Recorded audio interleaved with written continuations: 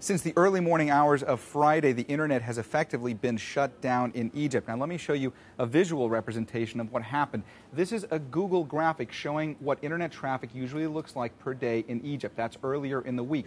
We get to the early morning hours of Friday, it plunges, virtually flatlines. It's stayed that way ever since. Now, even though social media has been shut down and the internet has been shut down in Egypt, Facebook pages like this were used earlier in the week to try to galvanize support in Egypt. This is one of the main groups that's getting people out into the street for that day of rage and the protests that have followed. But even though nobody is using that right now in Egypt, you see a lot of other Facebook page activity in other parts of the world calling for protesters.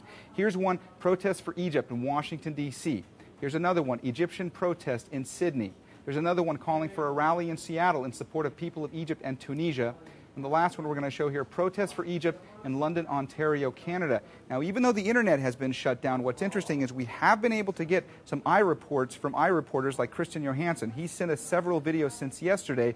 This is from the vantage point of his hotel room window in Cairo. This shows protesters going to Jalai Square earlier today. Looks like a very interesting mix, people of all ages, and it's been great to get these kind of videos. It's rare to get them, but we have been getting more and more since last night.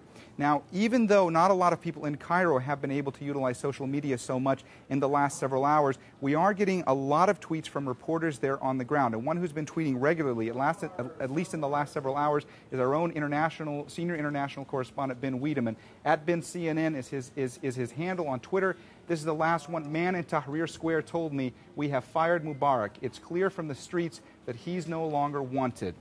And we expect that if the internet is able to be used again in the next several hours or the next several days, Twitter traffic will increase tremendously. We have seen some people, they've been able to get around the blockages. We don't know exactly yet how, but they have been trying. It's really showing how much support there is there for people to be able to use social networking sites to get the message across, get people out in the streets.